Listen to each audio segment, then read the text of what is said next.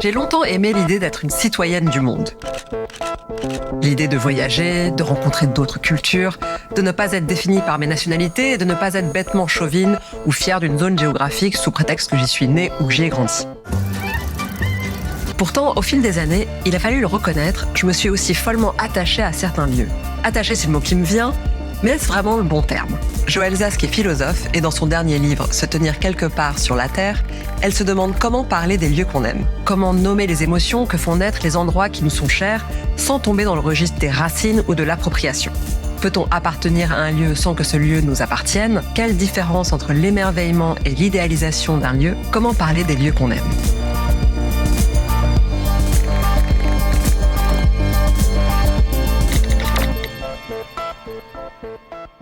Joëlle Zask est spécialiste de philosophie politique et elle a beaucoup travaillé sur la démocratie. Or, ce dont elle s'est rendue compte, c'est que l'attachement que l'on éprouve pour certains lieux est un angle mort des théories de la démocratie, puisque l'idéal porté par la Révolution française renvoie à un citoyen universel dont on ne tient pas compte des origines sociales, familiales ou régionales. Le citoyen est nécessairement de nulle part parce que c'est en étant nulle part, en se décontextualisant, qui va pouvoir parler à tout le monde d'une certaine façon et qui va retrouver en lui ce qu'il a en commun avec tous les autres.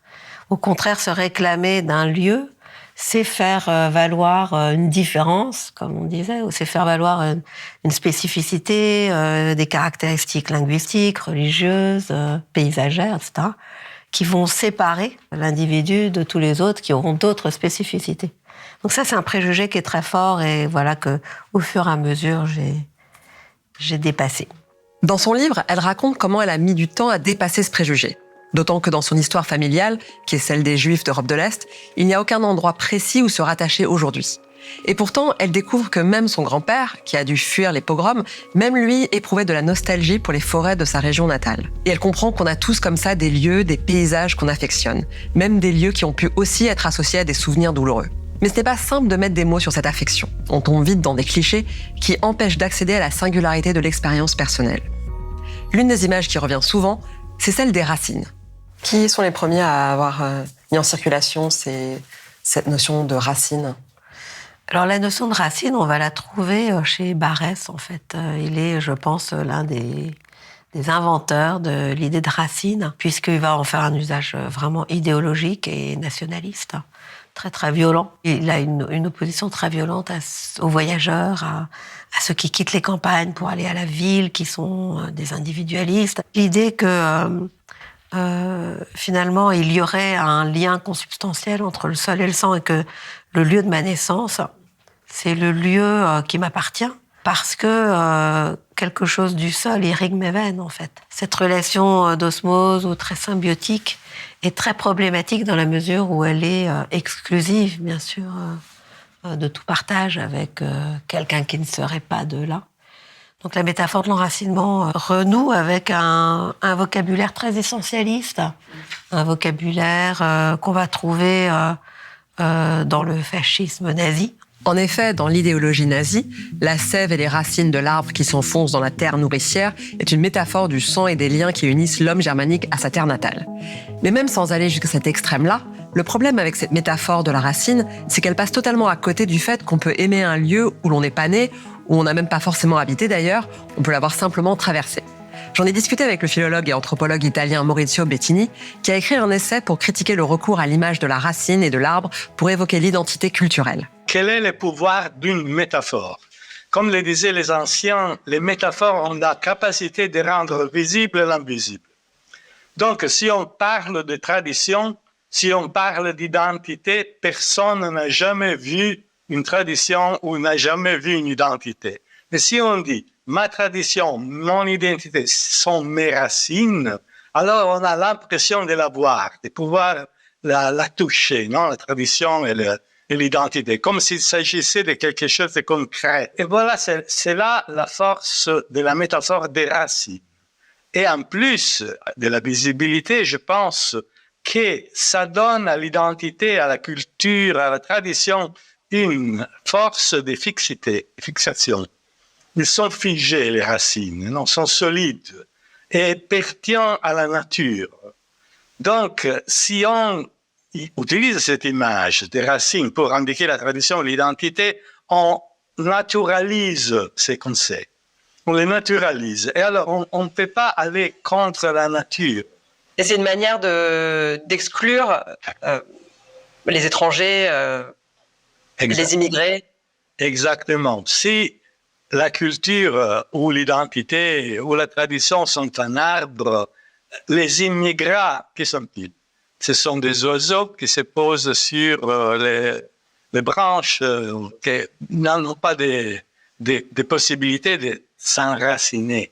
Donc, c'est pour ça aussi que la métaphore est dangereuse, parce qu'il est très exclusif. Tendre à exclure l'autre. L'autre est banni, si on accepte cette idéologie des racines. Dans son livre, Bettini propose d'employer plutôt une métaphore aquatique. Nous ne sommes pas des arbres qui ne peuvent s'arracher à leurs racines sans sécher et mourir, mais plutôt, à la limite, sources et ruisseaux, dont les eaux coulent et se mêlent beaucoup plus librement. Pour autant, à l'opposé de cette image pernicieuse des racines, le discours universaliste et libéral qui fantasme un citoyen de nulle part détaché de tout ancrage pose tout un tas d'autres problèmes. Finalement, dans nos théories de la démocratie, on a assez peu tenu compte du fait que les gens ont des liens très forts avec les lieux de leur vie. Et cette négligence qu'on va retrouver dans l'urbanisme, dans l'aménagement du territoire, dans les politiques publiques, cette négligence à l'égard de cet attachement fondamental que les gens ont pour les endroits avec lesquels ils ont grandi, pose des problèmes absolument énormes aujourd'hui. Quand elle parle de l'aménagement du territoire qui néglige les liens forts qui unissent les gens avec leur lieu de vie, ça peut être l'abattage d'un vieux chêne pour construire une route, l'installation autoritaire d'un parc d'éoliennes, ou même la démolition d'une barre d'immeuble dans laquelle on a grandi. You gonna cry about a housing project now? Man, they should have blew them motherfuckers up a long time ago, you ask me. Man, it ain't never been bad. I mean, I done seen some shit happen up in them towers that still make me smile, yo. Y'all talking about stealing concrete, man. Stealing fucking concrete. Oh, man, I'm talking about people, memories and shit.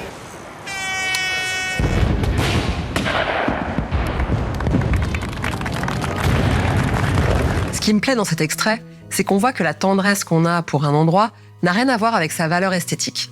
Même cette barre HLM d'un ghetto de Baltimore est chargée d'expériences et de souvenirs précieux. Mais l'idéal libéral du citoyen affranchi de toute racine pose aussi un autre problème, surtout dans le contexte de crise écologique actuelle. Le citoyen de nulle part va déboucher sur une apologie du voyage, du déplacement, le citoyen de l'univers de Voltaire. Ce qui pose un gros problème de lecture des cultures et peut-être même de l'histoire de l'humanité, dans la mesure où ça peut aussi déboucher sur une opposition très binaire entre ce qui est de l'ordre du voyage, le nomadisme d'un côté, qui seraient des civilisations respectueuses de leur environnement, ce qui n'est pas forcément le cas, et d'autre part les sédentaires et les agriculteurs, qui eux seraient vraiment les destructeurs de la terre. Donc voilà, c'est quelque chose qui a été beaucoup asséné en anthropologie, en théorie sociale et en politique aussi. Alors qu'en anthropologie, on a souvent opposé les civilisations nomades qui seraient plus respectueuses de la nature aux civilisations sédentaires qui seraient plus destructrices, Joël Zask suggère qu'à l'inverse, les nomades modernes, les citoyens du monde ou de nulle part, risquent d'avoir un rapport très instrumental avec leur environnement. Étant de nulle part, si l'on peut dire, ou se pensant de manière très décontextualisée, le pas vers la considération de l'environnement comme étant à notre disposition est vite franchi. Il y a comme un air de famille entre l'universalisme et le libéralisme, bien sûr, ou une certaine vision libérale qui va déboucher, quant à elle, sur, disons, un rapport, disons, de service avec notre environnement. Du coup, une relation d'exploitation, la transformation de la nature en stock de ressources, l'appropriation violente, etc., etc. 高度成長経済に突入した東京の周辺部では旺盛な住宅需要により農地や山林の無秩序な開発が進んでいた。 À l'inverse, ceux qui sont attachés à leurs terres, et notamment les paysans par exemple, seront davantage disposés à en prendre soin. Les paysans savent très bien que la nature ne fait pas ce qu'on veut. Oui. Et c'est peut-être ça le fondement de la pensée paysanne. La nature, je suis l'élève de la nature, je n'en suis pas le maître. C'est-à-dire, je fais une hypothèse, et puis je fais une action pour tester l'hypothèse, je regarde les conséquences, et puis j'en infère si mon hypothèse du départ elle était bonne ou elle n'était pas bonne. D'où d'ailleurs des techniques millénaires destinées à reconstituer la Terre, à la préserver, à faire qu'elle ne se fatigue pas, à l'ensemencer, etc., etc. Et à prélever le minimum aussi. Il y a 2 termes qui sont apparus pendant les débats entourant le Brexit et qui résument très bien, je trouve, ces 2 visions opposées du rapport au lieu. Se confrontaient alors les somewhere, anti-européens, pro-Brexit, et les anywhere, pro-européens. Welcome to Britain's hidden divide. Anywheres versus somewheres. Anywheres tend to be educated and mobile. They value autonomy, openness and fluidity. Somewheres tend to be more rooted and less well educated. They value group attachments, familiarity and security. Tout le but du livre de Joël Zask est précisément de sortir de cette alternative simpliste infernale, de reconnaître l'importance pour les gens de leur lieu de vie, sans réduire ce lien complexe à une question de racine, de naissance ou d'appartenance, en trouvant les mots justes pour en parler. Tous les mots contiennent une petite dose d'arsenic, comme disent les grands-pères. Hein. À partir du moment où on les utilise... Et attachement, vous...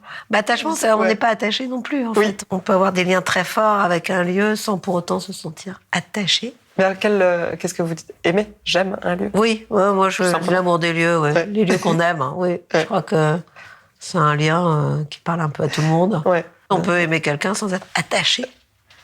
Oui. Même métaphoriquement. Je crois que c'est Preciado qui parle de comment on peut tomber amoureux même d'un lieu. Je suis tombé amoureux d'une poignée d'humains, de 5 animaux, d'une centaine de livres et d'œuvres, d'un musée et de 3 villes. Ça arrive très souvent, en fait. Si on prête attention, parce que tout à coup, on se trouve dans un endroit où on a l'impression qu'il nous attendait. Et qu'on l'attendait. Ce que constate Joël Zask dans son enquête, c'est que les lieux que l'on aime ne sont donc pas forcément ceux où l'on est né ou ceux que l'on possède, mais ceux dont on a un usage actif, ceux où l'on a vécu des expériences fortes. Et vous faites remarquer aussi que souvent ce sont les lieux de l'enfance, pas toujours. Donc ça peut être les lieux de l'enfance aussi parce que c'est peut-être là, dans ces moments-là, qu'on fait le plus de nouvelles expériences. Ça peut être évidemment la cabane, la tente, la cueillette, l'observation, le fait de faire des petites constructions en pierre, en sable et tout ce qu'on peut imaginer que font les enfants de manière extrêmement spontanée. En accomplissant ces gestes, l'enfant découvre quelque chose de lui-même et il s'entraîne à une précision. Et donc ça, c'est déjà cette capacité de transformer le lieu auquel on est lié me semble vraiment une source de très grand plaisir. Évidemment, dans la mesure où cette transformation, d'une certaine façon, est faite de manière à ce que le lieu vous réponde et donc contribue à faire de vous qui vous êtes devenu, en fait.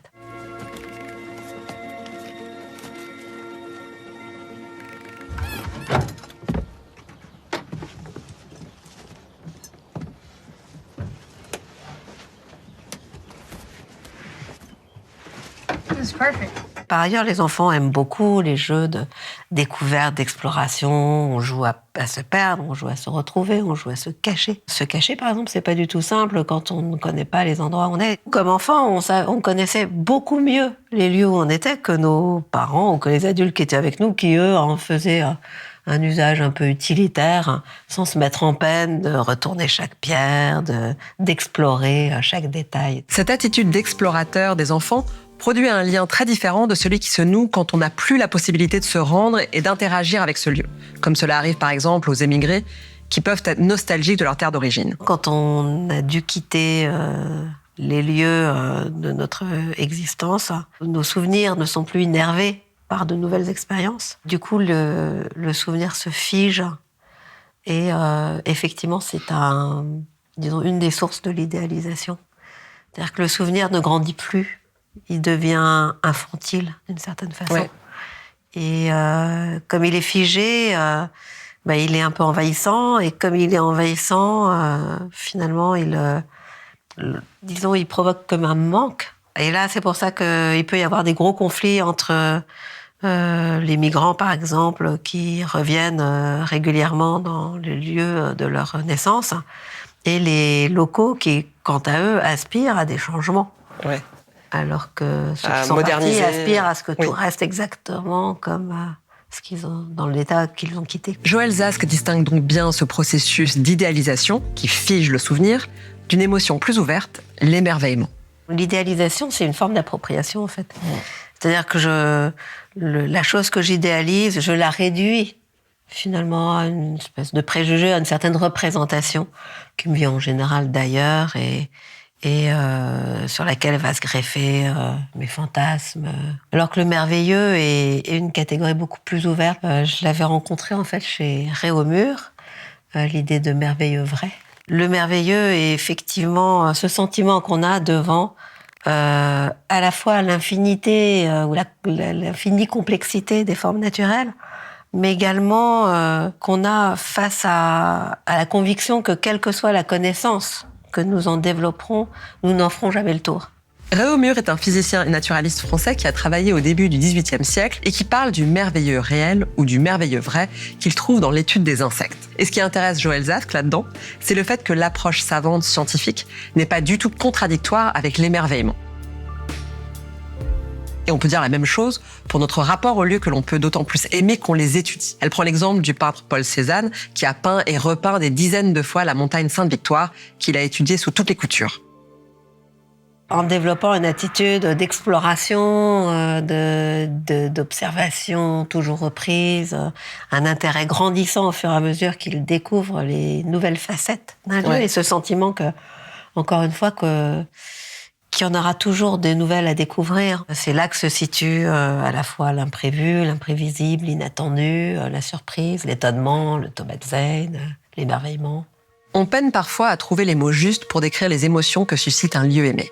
Mais cette difficulté se double d'un autre manque linguistique qui porte sur notre capacité à décrire le lieu lui-même. Dans son très bel essai « Le détail du monde », l'historien Romain Bertrand fait le lien entre la crise écologique et la perte des mots et des nuances dont on dispose pour décrire la nature. Ce n'est pas que le monde est muet, mais que nous avons oublié sa langue. Les choses sont là, fidèles au poste.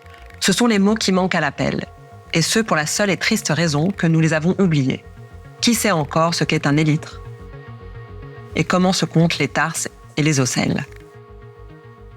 Bien parler des lieux qu'on aime, c'est trouver ses propres mots pour éviter les clichés qui réduisent nos émotions à des idées toutes faites sur les racines ou l'appartenance. Il n'y a pas à choisir entre être somewhere ou anywhere. Le plus souvent, les lieux qui nous émerveillent ne sont pas ceux où l'on est né, ni ceux que l'on idéalise de loin, mais ceux où l'on a été bien accueilli et que l'on a activement investi.